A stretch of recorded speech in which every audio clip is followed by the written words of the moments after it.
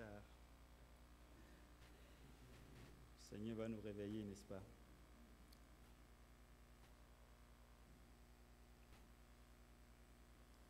Notre Dieu a fait des choses que nul ne peut arrêter. Notre Dieu a accompli des choses dans sa propre souveraineté qu'aucune puissance ne peut freiner.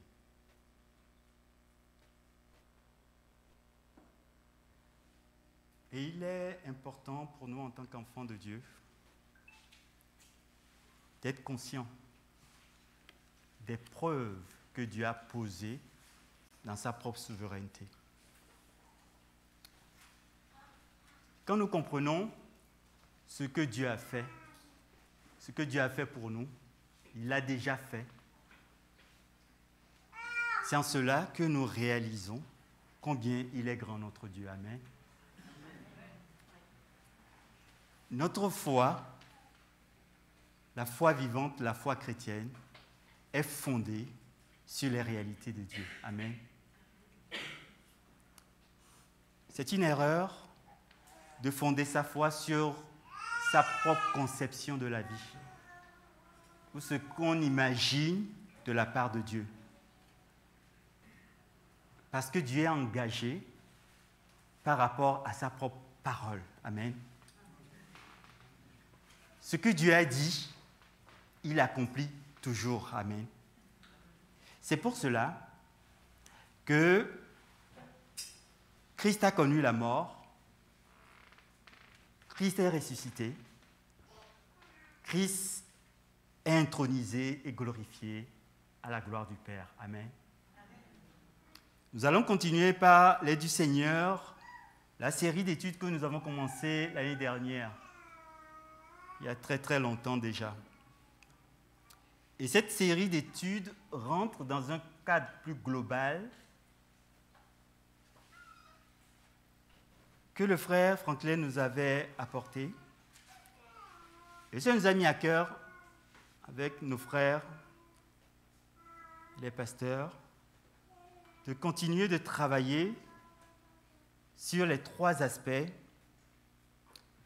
les trois éléments importants,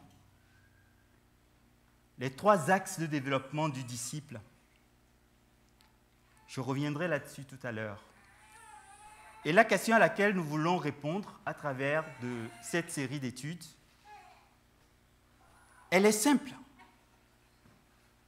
La question, elle est simple. La question, je veux te la poser à nouveau, puisqu'on l'a posée l'année dernière en 2022, maintenant on est en 2023, et peut-être que tu n'étais pas encore avec nous. Cette question qui s'adresse à chacun d'entre nous est la suivante. Es-tu un vrai disciple du Seigneur Jésus-Christ? À cette question, au travers de la parole de Dieu, nous allons et nous sommes en train de découvrir quels sont les critères mesurables, factuels, qui nous permettent de nous évaluer. Vous voyez? Parce que Dieu a parlé. Parce que le Seigneur a enseigné sur ces choses. Et quand nous disons du Seigneur Jésus-Christ, ce n'est pas juste parce qu'on pense dans notre tête par rapport à une façon de vivre du disciple. Notre foi et cette vérité est ancrée en nous parce que nous sommes fondés sur la parole du Seigneur. Amen. Es-tu un vrai disciple du Seigneur Jésus-Christ? Et pendant les 3 dimanches qui vont suivre, c'est-à-dire aujourd'hui et puis les 2 autres dimanches, nous allons aborder la deuxième partie, l'axe 2 du développement du disciple. Et nous allons nous intéresser à la résurrection. Amen. Christ est vraiment ressuscité. Amen. Et par la grâce du Seigneur, nous allons voir en quoi la résurrection nous a séparés. Amen. Dieu nous a séparés réellement. En quoi la résurrection, le fait que la Bible nous dit que Dieu a choisi de nous ressusciter ensemble, en Christ, avec Christ ce jour-là, nous a séparés. Séparés de quoi? De qui? Et quand nous sommes séparés, nous sommes conscients que nous sommes des hommes et des femmes nés de nouveau, transformés par la puissance du Saint-Esprit et que nous sommes séparés, alors nous vivons une vie différente. Amen. Ressuscité et séparé, c'est-à-dire mis à part pour Dieu, tel est le titre que je vous propose, frères et sœurs. Amen. Avant de continuer, j'aimerais qu'on prie ensemble. Je voudrais te demander de te lever, s'il te plaît. Et nous allons prier ensemble.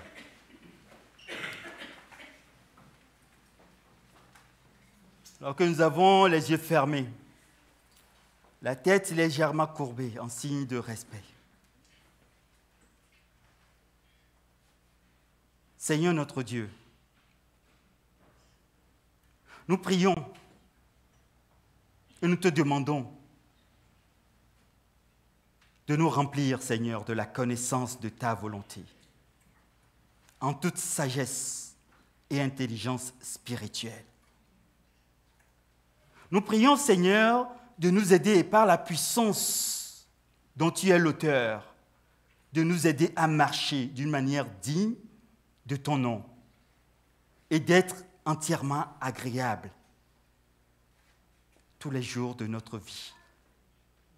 Nous prions afin que, Seigneur, tu nous permettes de porter du fruit et en toutes sortes de bonnes œuvres et de nous permettre de grandir, de croître, Seigneur, de connaître la croissance dans la connaissance de ton nom, de ta personne. Fortifie-nous, Seigneur, à tous égards, par la puissance glorieuse qui est en toi, en sorte que nous soyons tous, Seigneur, et toujours avec joie, persévérants et patients, nous soyons ensemble à marcher avec toi, à cheminer avec toi, à vivre pour toi, à prendre notre plaisir dans ta présence. Aide-nous, Seigneur, que ta parole, Seigneur, touche nos cœurs, que ta parole transforme nos vies, que ta parole change nos cœurs, que ta parole trouve, Seigneur, un terrain fertile dans nos cœurs. Seigneur, nous avons prié, aide-nous, que ce ne soit pas juste des messages, oh Jésus, donnés par un homme, mais que ce soit l'instrument de Dieu pour nous instruire, Seigneur. Nous avons prié dans le nom puissant de Jésus. Amen. Prenons place. Amen. Amen. Amen. Amen. Ressuscité et séparé, mis à part pour Dieu. Amen. Je crois que ton frère et ta sœur qui est à côté de toi n'a pas compris ce qu'on est en train de dire. Tu peux lui rappeler le titre? Ressuscité et séparé, mis à part pour Dieu. Amen. Tu peux lui redire encore à nouveau, il ne l'a pas bien entendu.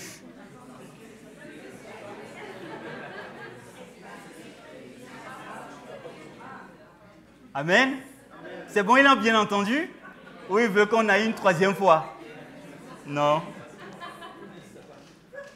Un véritable disciple, mes amis, est mis à part pour le service exclusif de Dieu. Amen. Souvent nous disons que, et c'est une réalité, le disciple ne s'appartient pas à lui-même en fait.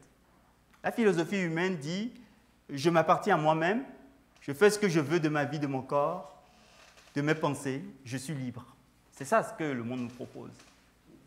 Nous allons découvrir au travers de ces études que Dieu nous a ressuscités, il nous a fait passer par la mort en Christ, nous a ressuscités et nous a glorifiés avec le Fils. Afin que la Bible est claire, nous ne nous appartenons pas à nous-mêmes, nous appartenons à quelqu'un d'autre, notre Dieu. Amen.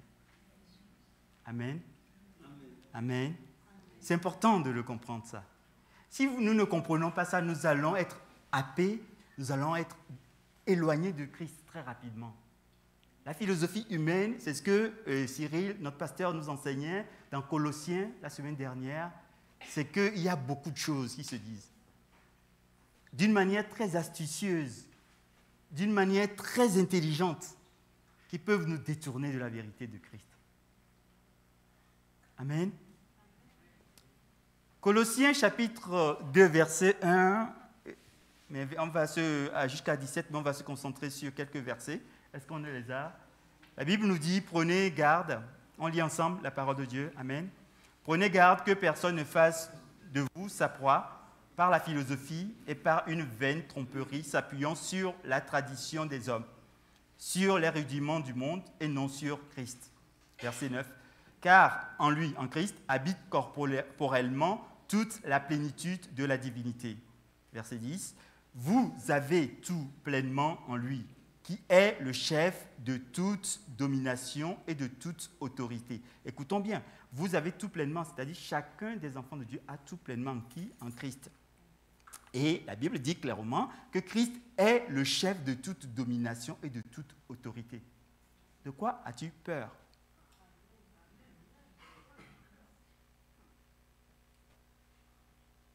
La Bible nous dit que Christ est le chef de toute domination et de toute autorité. Dis-moi, frère et sœur, ami, de quoi as-tu peur?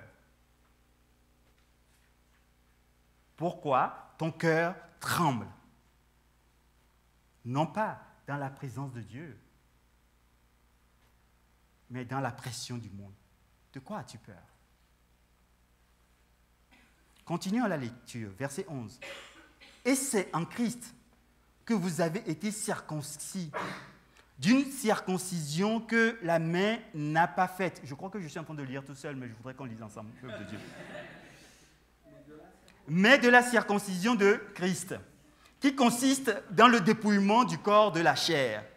Verset 12. Ayant été ensevelis avec lui par le baptême, vous êtes aussi ressuscités en lui, et avec lui par la foi en la puissance de Dieu. Dis avec moi, en la puissance de Dieu, qui l'a ressuscité des morts. Amen.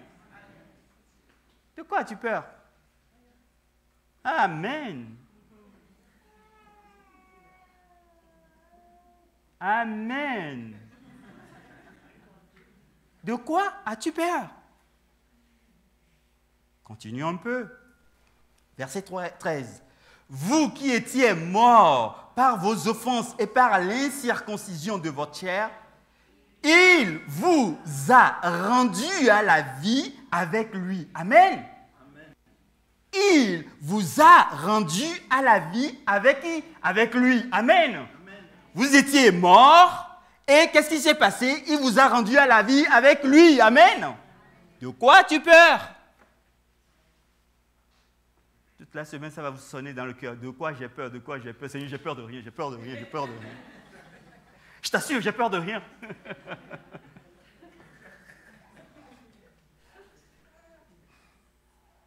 En nous faisant grâce pour toutes nos offenses.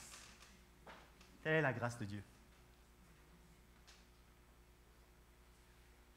En nous faisant grâce pour toutes nos offenses. De quoi as-tu peur?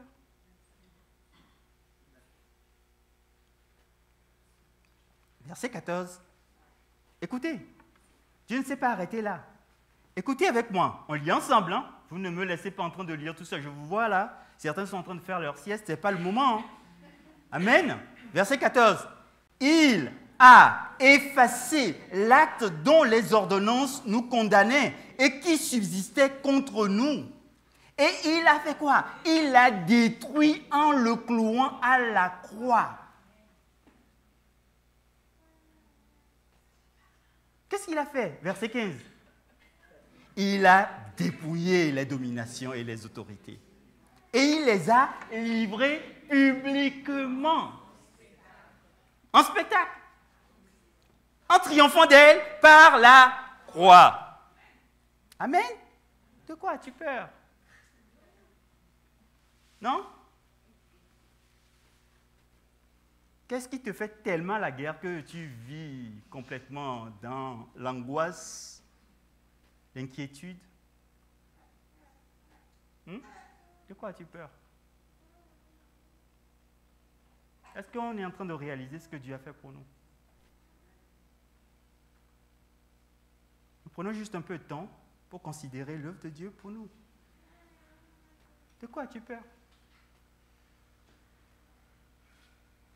Demande à ton frère, à ta soeur à côté de toi, de quoi as-tu peur?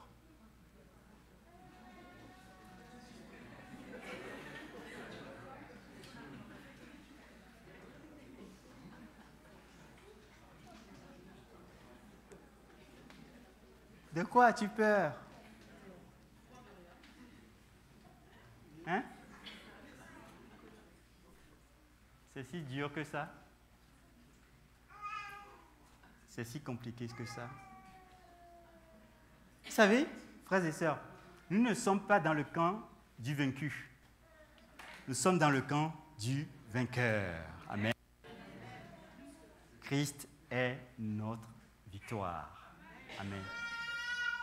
Christ est ta victoire. Dis à ton frère, à ta sœur à côté de toi, Christ est ta victoire. Amen. Christ est ta victoire. Amen. Il t'a emporté avec lui. Christ est ta victoire. Maman, Christ est ta victoire. Amen. Sœur, Christ est ta victoire. Amen. Frère, Christ est ta victoire. Amen. C'est ça. Christ est ta victoire. Pasteur, Christ est ta victoire. Amen. Verset 16, que personne donc ne vous juge au sujet du manger ou du boire, ou au sujet d'une fête, d'une nouvelle lune, ou des sabbats, ou autre chose. Il y a plein de choses. C'était l'ombre des choses à venir. Mais le corps est en Christ. Amen. Amen. Je peux arrêter, si vous le voulez, arrêter la prédication là. Je pense qu'elle se suffit à elle-même, complètement, totalement. Mais permettez-moi quand même de partager quelques réflexions avec vous. Vous me le permettez quand même. Avec les frères, les anciens, on s'est retrouvés vendredi nuit, on a prié fort pour ça. Et puis, le Seigneur nous a parlé. Donc, je crois vraiment que Dieu veut faire quelque chose dans nos cœurs. Je crois vraiment que Dieu est en train déjà de faire quelque chose dans nos cœurs. Donc, permettez-moi de partager avec le peuple de Dieu quelques éléments de réflexion.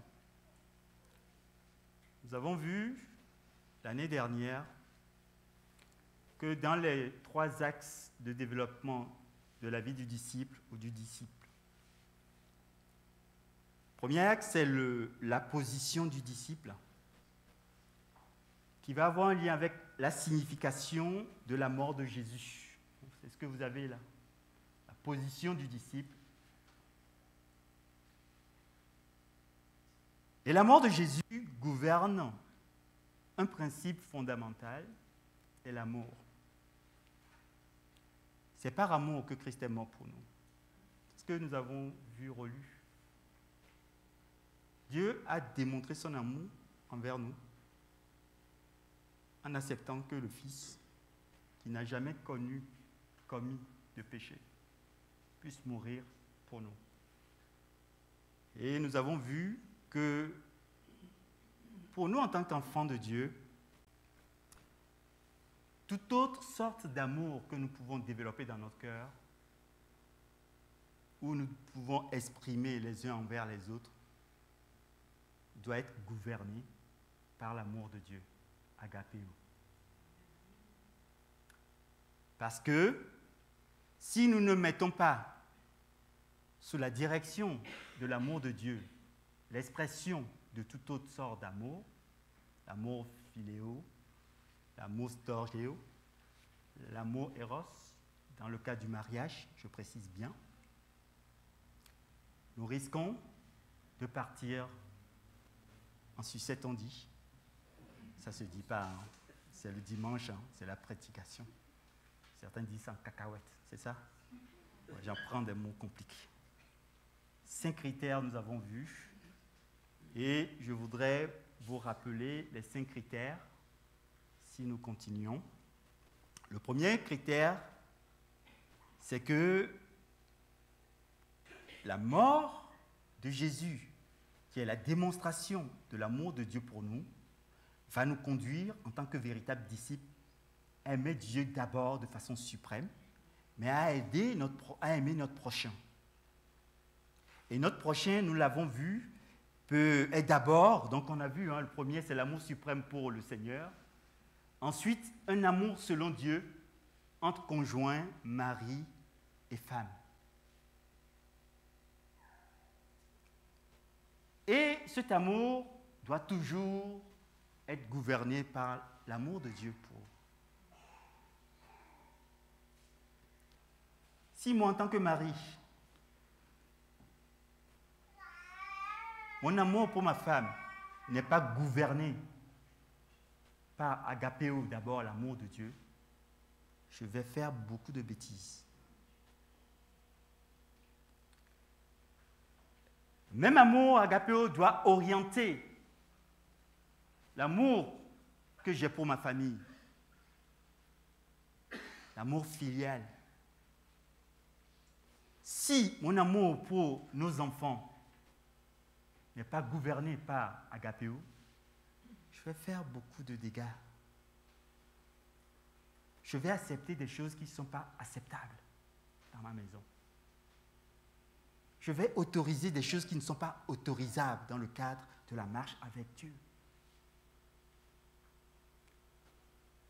Et un amour selon Dieu pour la famille de Dieu, frères et sœurs. Si cet amour, agapé aussi, on parle souvent d'agapé entre frères et sœurs, ou même storgé, amitié, on noue de vraies amitiés au sein de l'Église. De temps en temps, quelques blessures quand même, qui montrent la puissance de l'amitié qu'on a. Ah, c'est ça. La blessure ne fait que révéler combien on a aimé. Mais comme des fois, dans cet amour, il manque un peu de Dieu, eh bien, la blessure nous rappelle qu'il faut revenir à Christ. Amen. C'est ça la pédagogie de la blessure. On n'aime pas, on n'aime pas être blessé. Mais si cet amour n'est pas conditionné, gouverné par agapéo, l'amour selon Dieu, nous allons être déçus. Puis, un amour selon Dieu pour les perdus. Je peux témoigner du matin au soir, du soir au matin. Si l'amour de Dieu n'est pas la source qui m'anime, ouais, je vais peut-être gagner quelques-uns, mais les perdus ne recevront pas la puissance du ministère qui doit couler au travers de ta vie et de la mienne. Amen. Si avec moi, l'amour de Dieu doit gouverner tous les autres types d'amour. Amen. Amen. Et l'amour philéo, je vous ai parlé de ça, représente l'amour fraternel, de l'affection naturelle et humaine qu'on peut avoir. L'amour storgé décrit l'amour familial. Okay.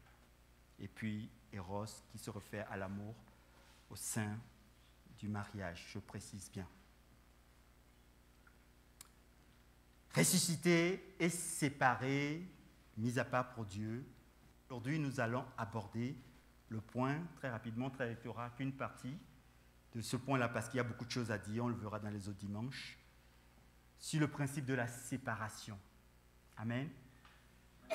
Nous avons lu tout à l'heure que Dieu, et Colossiens 1 même le dit, j'ai noté, je ne pense pas que je l'ai noté ici, 1, verset 12 à 14 dit « Rendez grâce au Père qui vous a rendu capable d'avoir part à l'héritage des saints dans la lumière. » Verset 13, « Qui nous a délivrés de la puissance des ténèbres et nous a transportés dans le royaume du Fils de son amour, en qui nous avons la rédemption et la rémission des péchés. »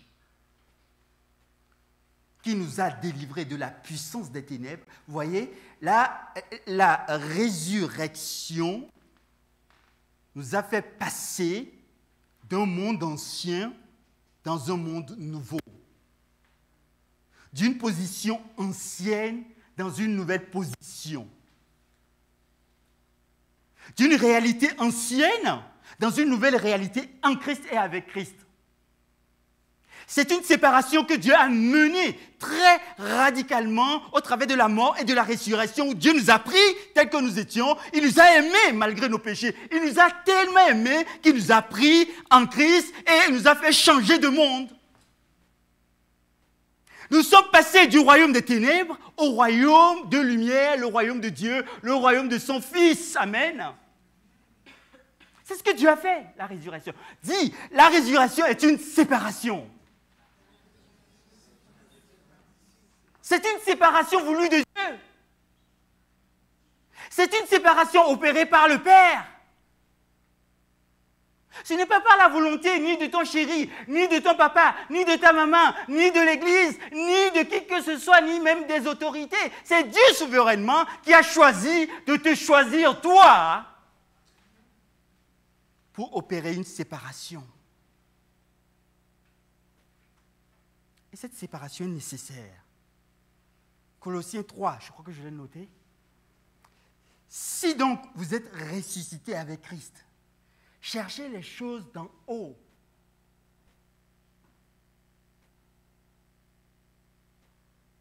Où Christ est assis à la droite de Dieu.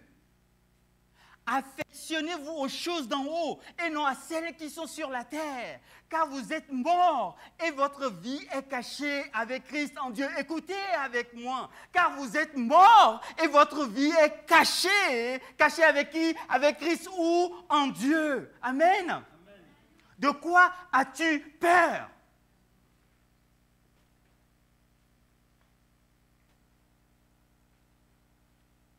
La Bible nous dit que ta vie, ma vie, est cachée où? En Dieu. Avec Christ. Oui. Verset 4, il dit, quand Christ, votre vie, paraîtra, alors vous paraîtrez aussi avec lui dans la gloire. Amen. De quoi as-tu peur?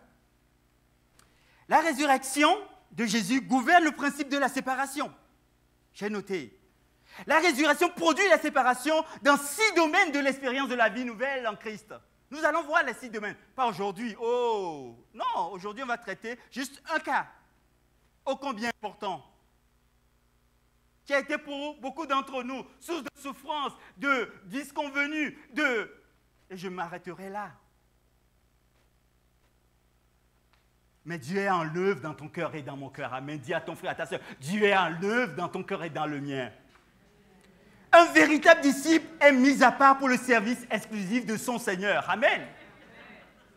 Dieu est à l'œuvre. Dieu est à l'œuvre.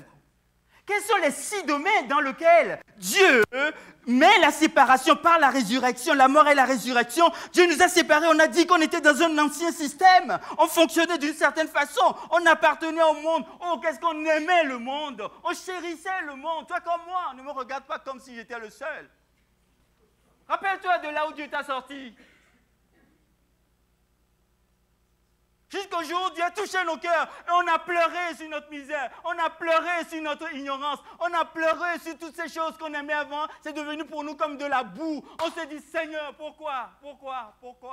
Dieu a dit, t'inquiète des pourquoi, viens avec moi. Et il t'a libéré. 6 domaines de séparation radicale qui sont incluses dans la résurrection en Christ. La résurrection en Christ et notre mise à part pour le service exclusif de Dieu, notre Père. La première séparation, ce que nous traiterons aujourd'hui, est une séparation avec les pressions et les préoccupations terrestres. Les pressions et les préoccupations terrestres provenant du cercle familial ou des fois des amis.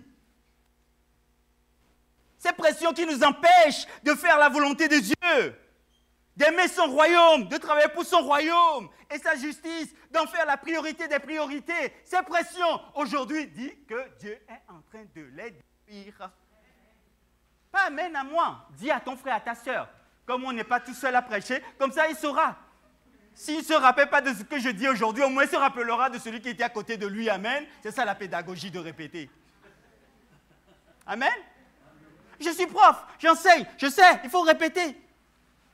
Des fois, il faut répéter plusieurs fois, sous différentes formes. Dis à ton frère, à ton soeur, que la séparation avec les pressions et les préoccupations terrestres qui proviennent des cercles de famille. Moi, je suis d'origine africaine. La famille est très importante. Je bénis Dieu d'avoir la famille que j'ai. Vous ne pouvez pas imaginer, je ne vais pas la changer.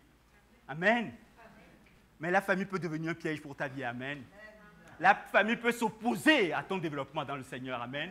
La famille peut t'empêcher de vivre les choses, les promesses et l'héritage de Dieu pour toi. Amen. Comment Dieu nous enseigne dans sa parole à ce que cette famille, nous puissions, sous l'autorité du nom de Jésus-Christ, l'aider, l'aimer. Et on a dit que cet amour doit provenir directement de agapéo, c'est-à-dire que Dieu, en nous aimant ma famille, et je puisse accomplir la volonté de Dieu. Amen. Et il y a beaucoup de pression. Hein?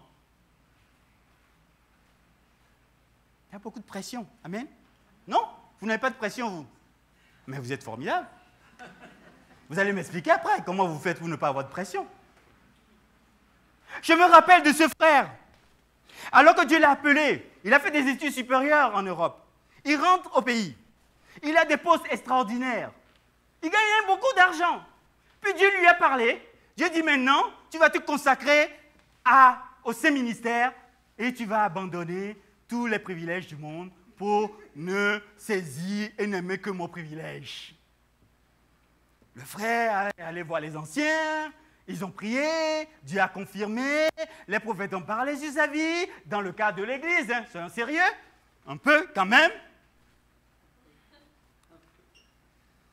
Et de toutes ces choses, le frère avait reçu la conviction, il en a parlé avec sa femme, ils étaient tous d'accord. Maintenant, il faut l'annoncer à la famille que les sacs de riz ne peuvent plus peut-être revenir chaque mois comme d'habitude.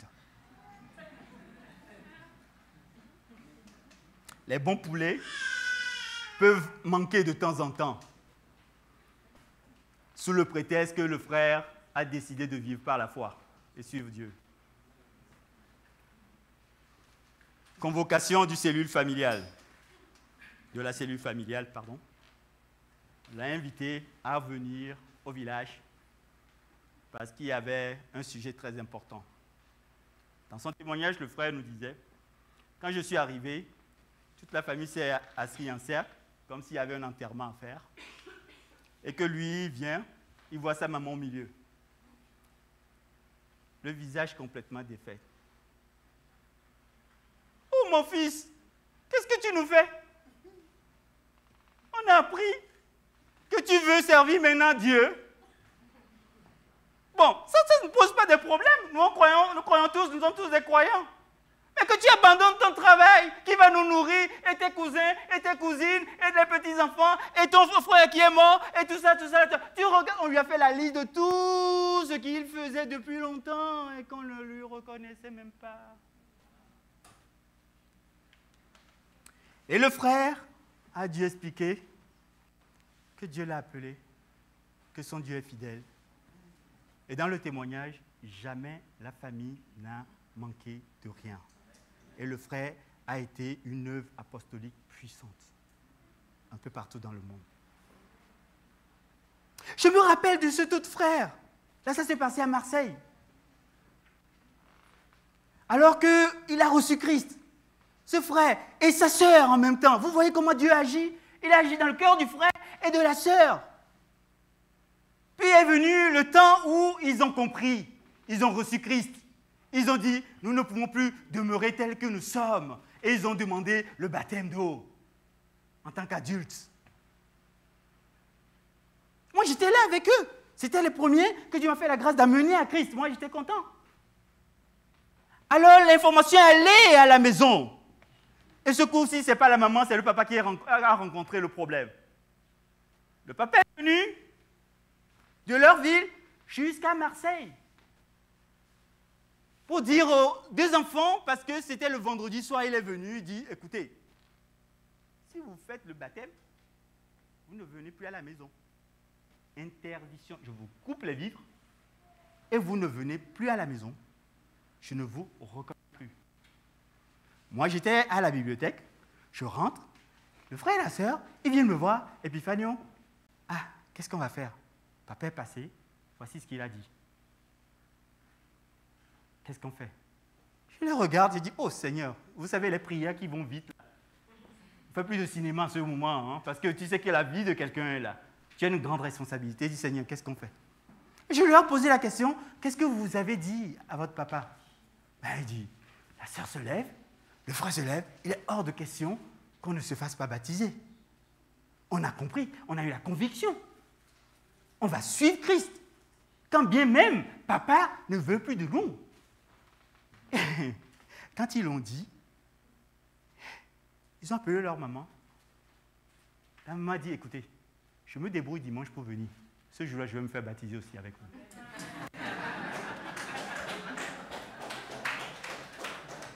Merci Seigneur.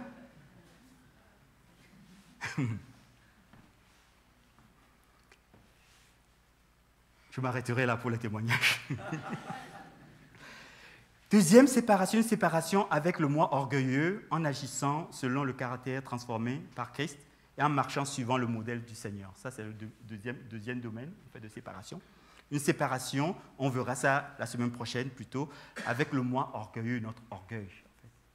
La vanité humaine. Vous connaissez? Non, pas vous. Hein. Il n'y a que le prédicateur et les autres qui sont derrière lui qui sont comme ça. Ouais. Tout le monde le sait. Ça. Troisième point, c'est une séparation avec tout péché pour vivre exclusivement pour Christ et sa gloire.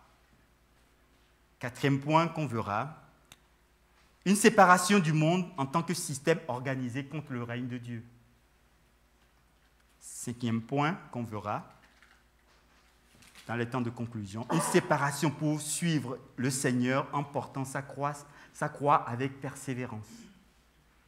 Et le dernier point qu'on traitera, si le Seigneur le permet, une séparation par le renoncement à tout pour gagner Christ et la couronne de gloire à venir. Amen. Dis à ton frère, à ta sœur, quel programme?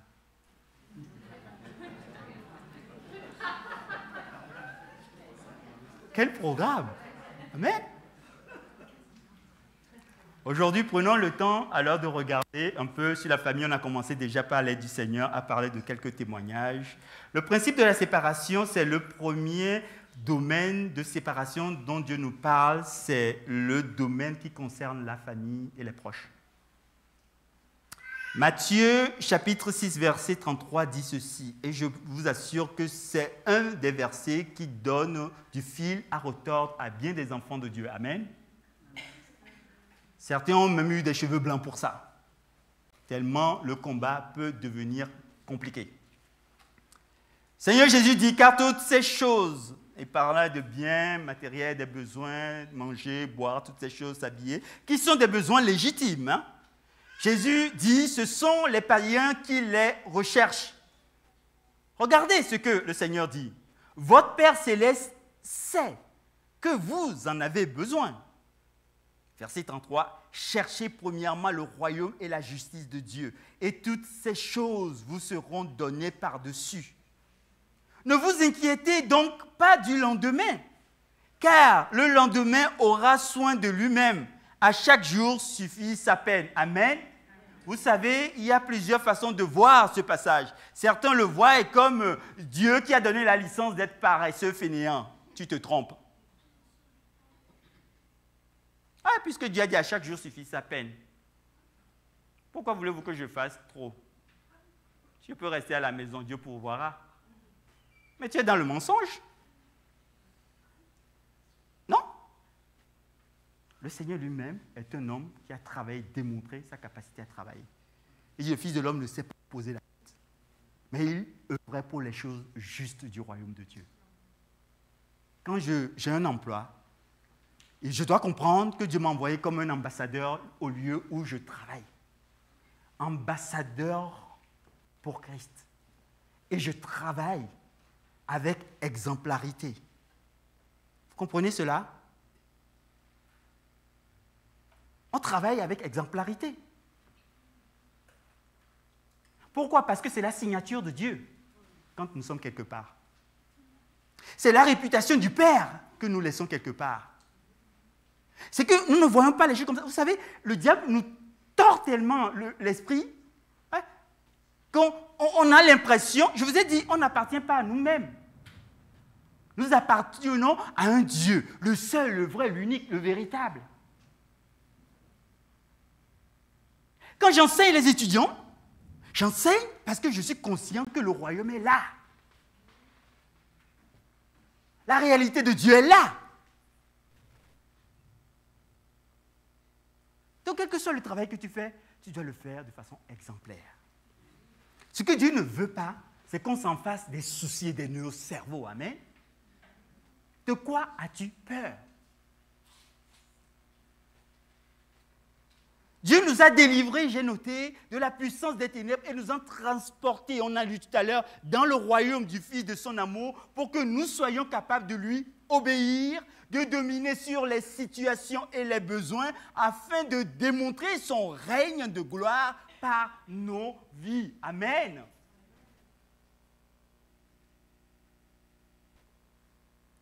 La séparation de la pression familiale est extrêmement importante. Et des préoccupations terrestres est extrêmement importante. Afin de pouvoir aimer Dieu, aimer Dieu, aimer Dieu et aimer Dieu. La séparation démontrée par notre choix à obéir à Dieu dans l'adversité, dans l'oppression, dans la persécution et parfois au prix de notre propre vie est important.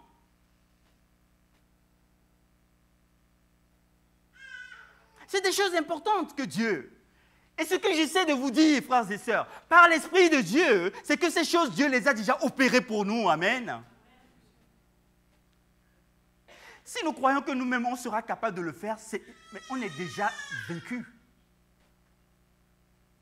Mais si nous croyons que Dieu a déjà opéré cette séparation, et que nous, la seule chose que Dieu nous demandait, c'est de pouvoir porter foi en cela, en cette réalité, et demeurer ferme dans cette réalité, alors nous sommes dans le camp du vainqueur et nous sommes en train de gagner avec Christ et en Christ.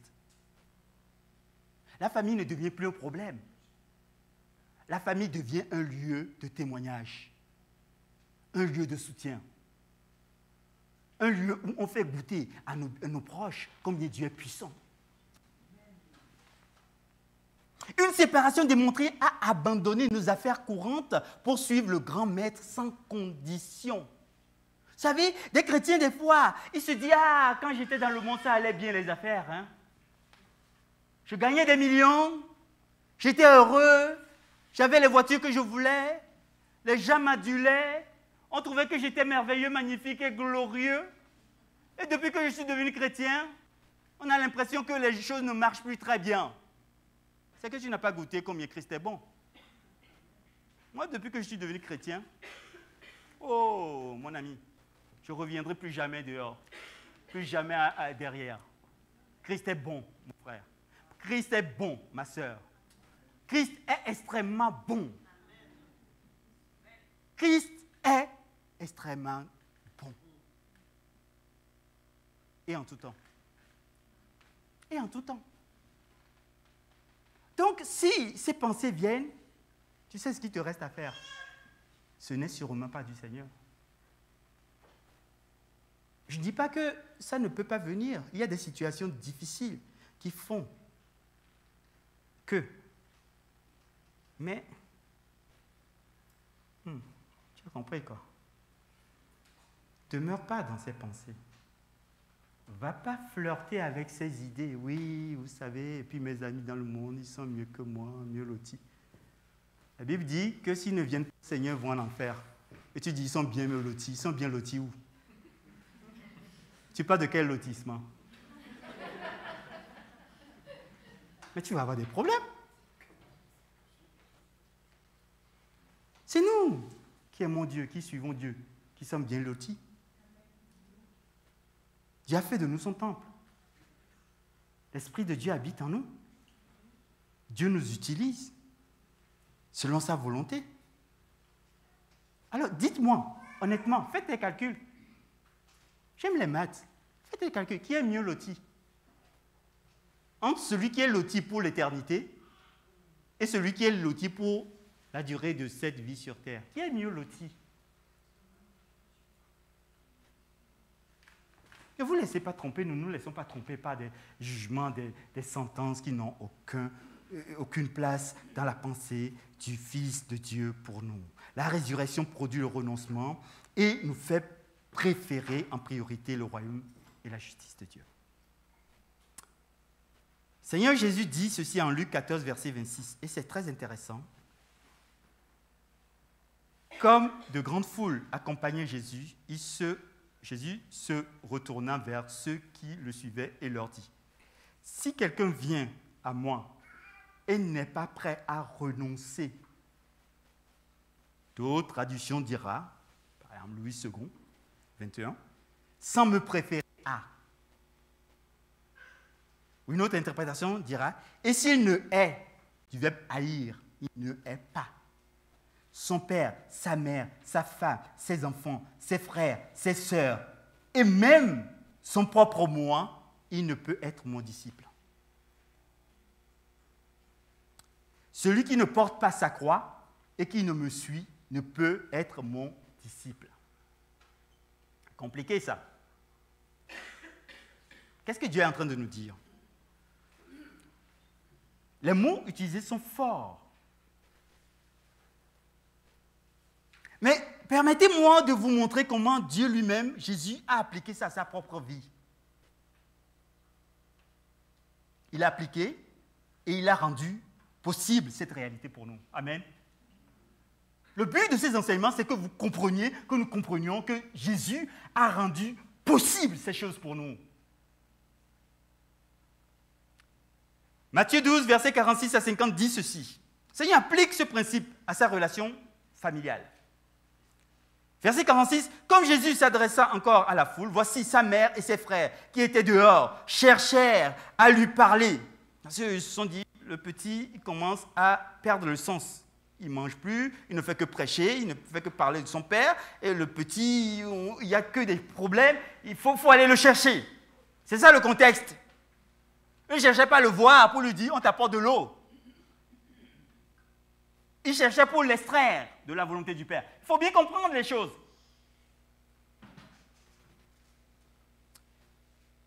Verset 47, quelqu'un lui dit à Jésus, voici, ta mère et tes frères sont dehors et ils cherchent à te parler. Verset 48, mais Jésus répondit à celui qui le lui disait, qui est ma mère et qui sont mes frères? Puis, verset 49, étendant la main sur ses disciples, il dit, voici ma mère et mes frères, car quiconque fait la volonté de mon Père qui est dans les cieux, celui-là est mon Père, est mon frère, et ma sœur et ma mère. Amen. Et Jésus n'a pas transigé sur cette façon de faire jusqu'à sa mort.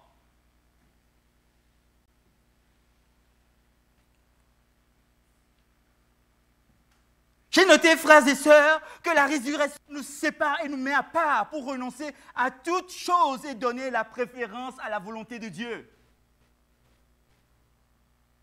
Luc chapitre 9, versets 59 à 62. Jésus dit à un autre, suis-moi. Et il répondit, Seigneur, permets-moi d'aller d'abord ensevelir mon Père. C'est légitime.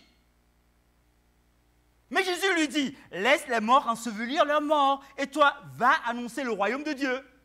Un autre dit, je te suivrai, Seigneur, mais permets-moi d'aller d'abord prendre congé de ceux de ma maison. Jésus lui répondit, quiconque met la main à la charrue et regarde en arrière n'est pas propre au royaume de Dieu. C'est des passages qui peuvent sembler très durs, frères et sœurs. Je ne sais pas vous, mais moi, quand je les lis, je dis, Seigneur, c'est trop dur.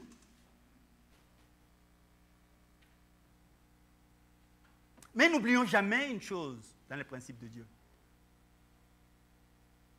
Mais n'oublions jamais, jamais que le Seigneur a pris soin de sa famille tout en respectant ce principe, toujours. Ne l'oublions pas, frères et sœurs. Parce qu'en prenant ces principes, si on néglige notre famille, on contrevient à la loi de Dieu, à un autre principe qui dit qu'on doit s'occuper de notre famille.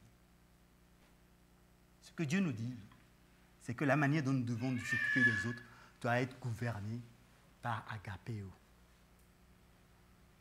qui me donne la priorité des priorités.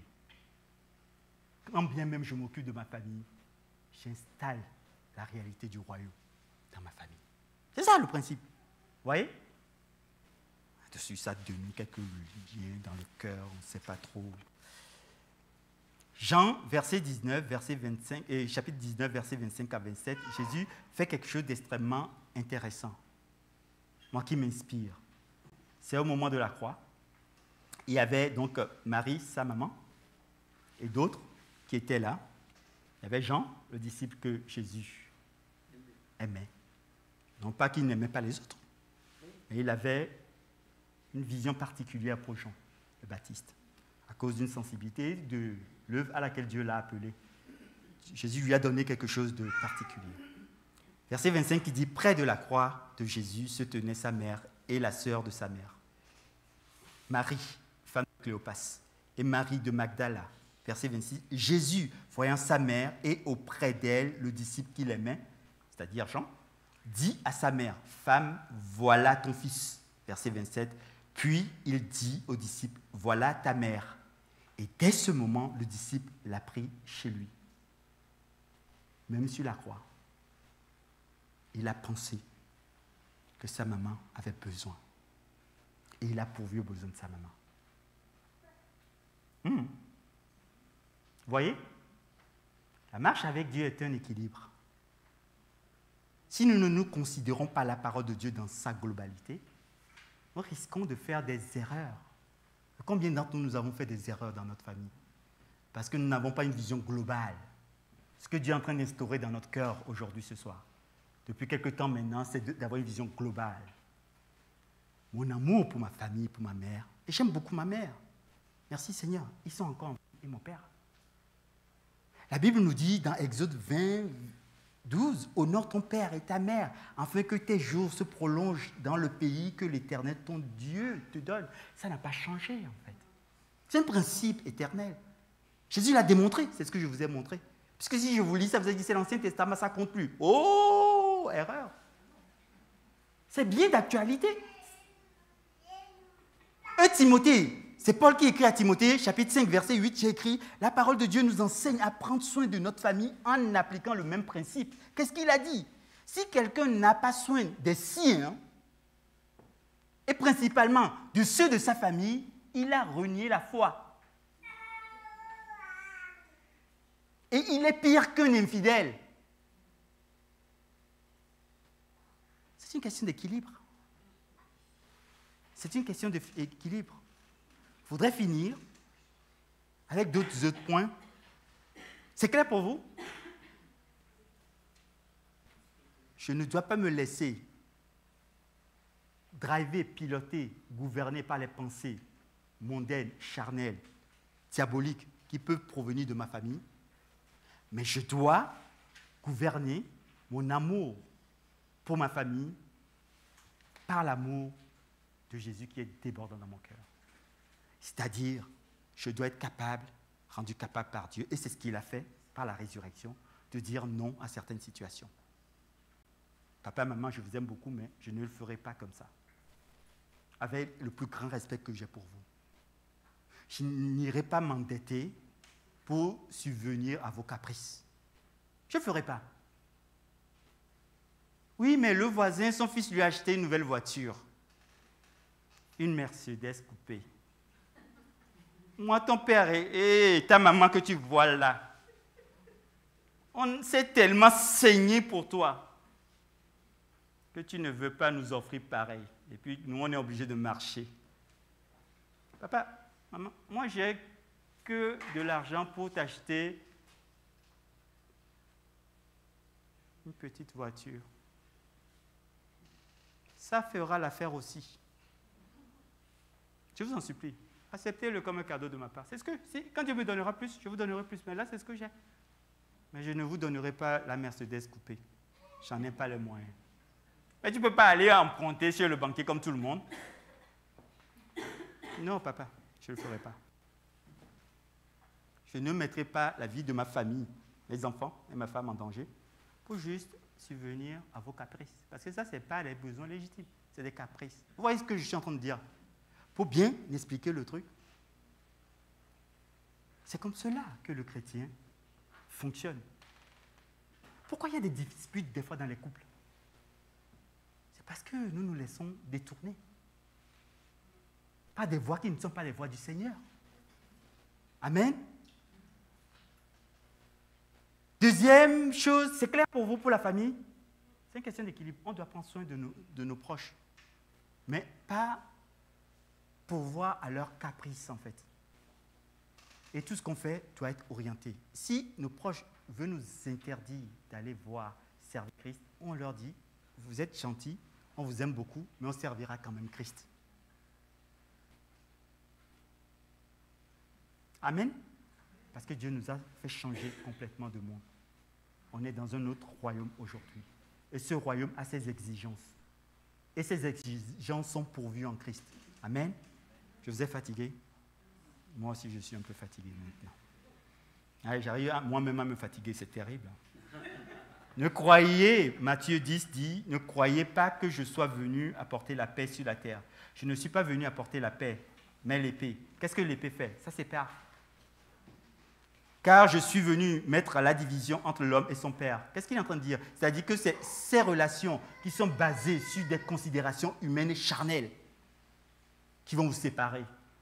Mais ne vous faites pas. Ces séparations ne sont que temporaires. Si vous tenez bon par la grâce de Dieu, Dieu restaure les choses. Moi, j'ai vu dans ma propre famille, dans mes propres relations avec mes frères. Ce n'est que temporaire. Prenez le temps. Si vous avez des difficultés, prenez le temps. Parlez aux anciens. Parlez à des frères ou à des sœurs de confiance. Priez ensemble. Jeûnons ensemble comme on le fait lors des croisades. Demandons l'aide de Dieu. Plaidons notre cause. Ce n'est que temporaire parce que nous sommes en train de démontrer à la famille et aux gens qui sont proches de nous que notre Dieu est plus grand, que notre Dieu est plus fort, que notre Dieu est le merveilleux, que notre Dieu est Dieu, qu'il est le seul Dieu, qu'il n'y a pas d'autre Dieu que lui.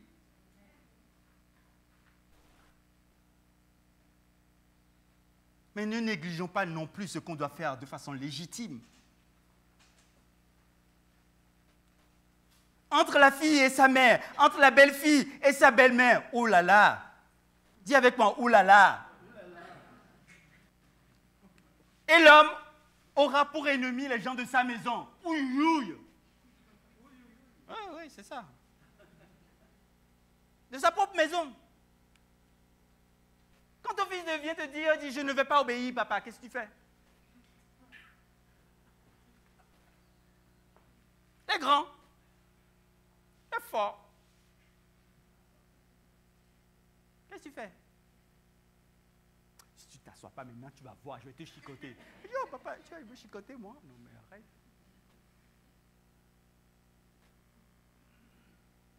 Bon, les nôtres ne font pas ça, Dieu nous fait grâce quand même. Ils sont compatissants avec lui. Dieu a changé leur cœur. Vous voyez? C'est de vraies réalités. Hein? Et comment on adresse ces problèmes? C'est devant le trône de Dieu. C'est de considérer que nous sommes dans un autre monde, que Dieu a opéré déjà pour nous en Christ ces séparations. C'est de nous saisir de ces réalités et de demeurer ferme dans ces réalités. La Bible dit, celui qui aime son père ou sa mère plus que moi, ouais, n'est pas digne de moi. Et celui qui aime n'est pas digne de moi. Et ne me suit pas n'est pas digne de moi. Celui qui conservera sa vie la perdra. Et celui qui perdra sa vie à cause de moi la retrouvera.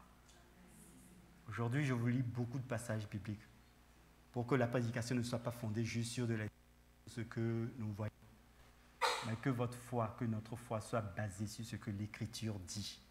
C'est ça le plus important. La séparation démontrée par notre choix à obéir à Dieu dans l'adversité, dans l'oppression, dans la persécution et parfois au prix de notre vie. Et le dernier point que je voudrais voir avec vous, c'est qu'une séparation démontrée à abandonner toutes nos affaires courantes pour suivre le grand maître, sans condition. Amen. Matthieu 4, verset 18 à 22 dit, « Comme il marchait le long de la mer de Galilée, Jésus vit deux frères, Simon appelé Pierre et André son frère, qui jetaient un filet dans la mer, car ils étaient pêcheurs. » Ils font de la pêche. Hein. Ils vivaient dans le business avec les parents. Il leur dit, « Suivez-moi, et je vous ferai pêcheurs d'hommes. » Aussitôt, ils laissèrent les filets et le suivirent. De là, étant allés plus loin, il vit deux autres frères, Jacques, fils de Zébédée, et Jean, son frère, qui étaient dans une barque avec Zébédée, donc leur père, et qui réparaient leurs filets. Il les appela et aussitôt ils laissèrent la barque et leur père et le suivirent. Je ne sais pas, la Bible n'explique pas quelle a été la tête du père qui rêvait que l'héritage familial sera préservé et que ces deux jeunes blancs-becs ont abandonné la barque familiale, la ferme familiale pour suivre Jésus. La Bible ne nous le dit pas.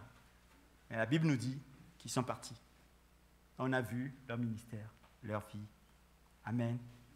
Voici les 3 séparations que le Seigneur m'a mis à cœur aujourd'hui et je m'arrêterai là. Une séparation avec la pression et les préoccupations terrestres provenant du cercle familial ou plus élargi qui nous empêche de faire la volonté de Dieu, de poursuivre son royaume et sa justice comme la priorité des priorités.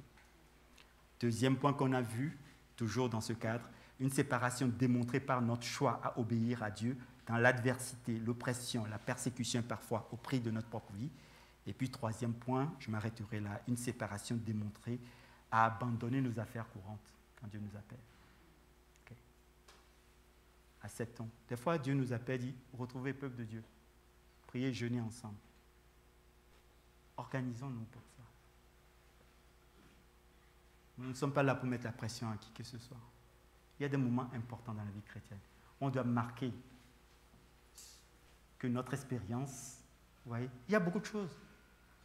Moi, je dis souvent, je n'ai pas de tabou là-dessus. Les frères anciens me connaissent là-dessus, vous, peuple de Dieu, frères et sœurs. On a, une fois par mois, un temps, un ministère de jeûne et prière. Si pendant les 12 mois, on ne peut pas trouver au moins une période de l'année pour venir jeûner et prier avec l'Église, je vous assure, on doit se poser la question sur nos priorités. Je ne veux pas t'attrister. Mais nous devons de vous dire la vérité, frères et sœurs. Si nous voulons une vie forte, une vie chrétienne débordante, une vie puissante par l'expression de la vie de Dieu en nous, obéissons. Je ne le fais pas pour le frère et la sœur, je le fais pour moi-même d'abord, en tant que disciple de Christ. Vous comprenez ce que je suis en train de dire? Faisons de Dieu notre priorité des priorités. On a des croisades, on a des maisons de prière. Tous les vendredis que Dieu a fait et fera pour nous, tous les vendredis, les frères sont là. Aujourd'hui, nous avons eu le message de beaucoup qui ont dit oui, mais on est loin, on ne peut pas. On a mis en place pour le peuple de Dieu. Aujourd'hui, vous pouvez être sur place là, ou vous pouvez être chez vous, il y a un lien qui est envoyé. Nous pouvons prier ensemble, tenir devant Dieu. Vous voyez ce que je dis? Si on fait les calculs, honnêtement, on peut réserver certains moments comme cela. Et quand tu viens, tu es une source d'encouragement pour les autres, amen. Tu ne fais qu'accomplir le Saint-Ministère auprès des autres, amen. Tu permets à Dieu d'agir d'une façon différenciée dans le cœur des autres, amen. Tu as besoin de toi comme il a besoin de moi. Ce n'est pas une question du pasteur, des anciens, c'est pas ça, ou des diacres, des diaconesses, ou de ceux qui servent et qui sont là. C'est nous tous que Dieu appelle à le servir, amen. C'est ça. 12 mois dans l'année. Chaque mois, une semaine de croisade. 12 opportunités pour jeûner, prier un samedi. Faisons les calculs. N'allons pas placer à ces jours-là, puisque les dates sont données d'avance. On va placer les méga courses ce jour-là. Vous ne voyez pas que quelqu'un est en train de vous voler votre temps, votre ministère. Ce jour-là, on t'appelle, on dit, il y a une affaire urgente. Comme si dans les 365 jours de l'année, il n'y a pas un autre jour où l'affaire urgente doit être traitée. Non, mais sérieux. Je parle au peuple de Dieu. Et ceux qui vont nous écouter, dans vos propres assemblées, dans vos propres communautés. C'est comme cela qu'on se retrouve faible, en fait. Et pourtant, la vie en Christ est abondante et surabondante. Amen. Samedi dernier, quand on était dans le temps de croisade, de jeûne et de prière, je vous assure, frère, Dieu nous a menés quelque part. Ceux qui sont là peuvent vous témoigner. Hein? Amen. Tu nous as amenés ailleurs. Je ne veux pas que tu sois triste. Je ne suis pas en train de dire que tu dois te culpabiliser. Je dis prends une décision maintenant dans le nom puissant de Jésus.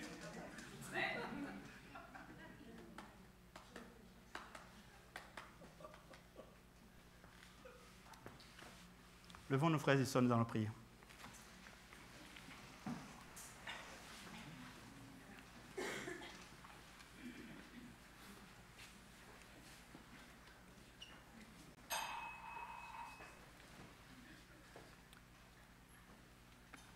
Père de gloire, je n'ai pas grand-chose à dire pour conclure que tu es le seul roi et le véritable.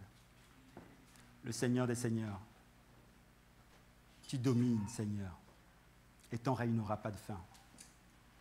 Nous t'avons accueilli dans nos cœurs, Seigneur. Par le miracle de la nouvelle naissance, Seigneur, tu as fait de nous des hommes et des femmes différents, héritiers de ton royaume, co-héritiers avec Christ. Et tu as jugé bon, Seigneur, de faire de nous ton temple. Et tu as mis en chacun d'entre nous, tu as mis ton esprit qui agit, Seigneur, qui nous change, qui nous transforme. Nous recevons tous ces ministères, Seigneur, comme un don de ta grâce, comme une bénédiction puissante, Seigneur, de ta part. Aide-nous, Seigneur, là où nous sommes faibles. Nous sommes conscients que certains d'entre nous sont faibles, n'y arrivent plus. Ils n'y trouvent même plus la motivation, le courage. Seigneur, viens secourir nos frères et nos sœurs dans la situation de détresse. Nos amis qui sont avec nous, s'ils sont là, c'est parce qu'ils cherchent auprès de toi, tu le sais, Seigneur. Ils cherchent auprès de toi une solution efficace, une solution pérenne, une solution qui vaut le coup, Seigneur. Je prie vraiment pour la communauté que nous sommes, la famille EBEC. Je prie, Seigneur, que ton amour soit débordant au milieu de nous. Je prie maintenant que le plus faible, Seigneur, retrouve la force dans le nom puissant de Jésus. Je prie maintenant que là où les mensonges se sont installés, Seigneur, nous les détruisons dans le nom de Jésus. Seigneur, nous prions enfin que ta main puissante, Seigneur, vienne se poser sur chacun d'entre nous. Tu as fait de nous ton temple, Seigneur. Et pour la gloire de ton nom, pour ta réputation, Seigneur, manifeste ta gloire au milieu de nous. Seigneur, viens, Seigneur, viens, Seigneur. Viens toucher maintenant, viens changer, viens transformer, Seigneur. Là où nous nous sommes laissés voler, Seigneur, les choses, les territoires que tu nous as donnés, au prix de ta propre vie, Seigneur. Maintenant, nous voulons à nouveau rentrer dans Canaan, Seigneur. Prendre possession de notre territoire et de l'héritage que tu nous as donné ici, en nous faisant de nous des ambassadeurs, des ambassadeuses pour Christ, dans le saint ministère que tu nous as appelés à accomplir. Je prie maintenant dans le nom puissant de Jésus, que là où la maladie est en train de régner dans un corps, pour empêcher à ton enfant de pouvoir te servir, maintenant, je te condamne, maladie. Au nom puissant de Jésus, je te condamne. Tu n'as rien à faire dans ce corps-là. Tu sois éradiqué dans le nom puissant de Jésus.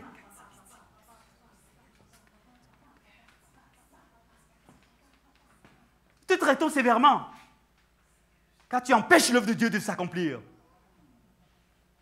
Nous ordonnons aux pensées de ce monde, aux pensées diaboliques, aux pensées démoniaques, aux pensées philosophiques qui empêchent tes enfants de saisir la réalité et la grandeur de ton nom. Nous les éradiquons maintenant dans le nom puissant de Jésus. Ô peuple de Dieu, réveille-toi. Peuple de Dieu, réveille-toi. Dieu a besoin de toi. Peuple de Dieu, réveille-toi. Nous condamnons toute pensée contraire à l'évangile. Nous vous condamnons dans le nom puissant de Jésus. Oh, les bachikamas. Oh, Seigneur, viens. Viens, Jésus. Viens, Jésus. Prends la place qui te revient. Et règne au milieu de nous. Règne au milieu de nous. Oh, nous condamnons le suicide maintenant. Les pensées suicidaires, nous vous arrêtons maintenant dans le nom puissant de Jésus. Nous vous arrêtons dans le nom puissant de Jésus. Parce que notre Dieu est le Dieu de la vie et non de la mort.